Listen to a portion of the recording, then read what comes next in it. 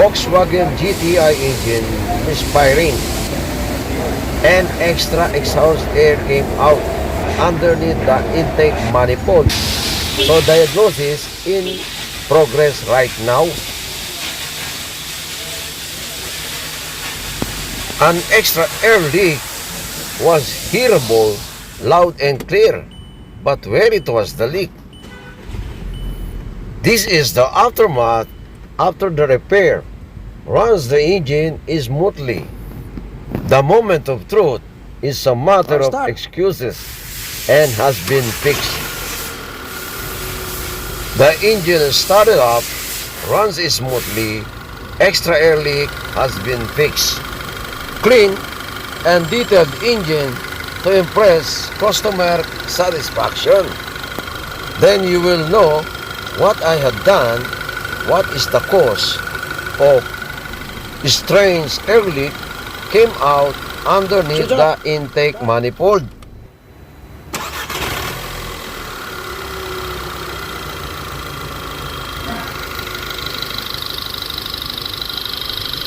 Now, let's find out the cause of the said complaint. As you can see, the vehicle, which is Volkswagen GTI. I will start it up the engine before I will do the repair. The air leak is hearable, loud and clear. I was fogged out of water to find out where it was the leak. But the idle doesn't change. My suspected fault is fuel injector seal was burned out.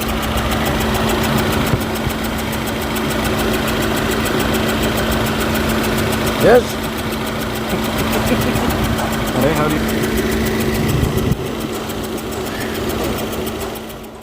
The intake manifold has been removed, and I found out there is no seal. You see the seal? It was burned out because of the combustion. Yes, and this is the original seal. It is a hard plastic. It is hard. This is common to the direct injection. Okay, so I will bring this to the injector cleaning also. Apart from that, I have to send to the injector cleaning. There is too much carbon.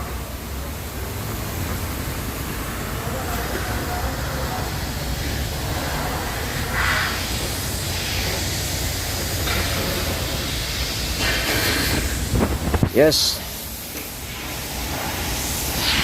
So contact Mr. Mason. Here I install the newly cleaned fuel injectors into the fuel rail. As you can see, all the pore seals are new.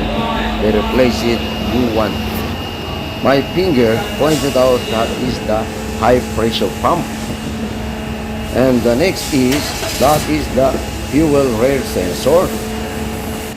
This is the newly clean fuel injectors that I sent to the injector specialist, because we don't have fuel injector machine to clean that fuel injectors, and it's a direct fuel injector.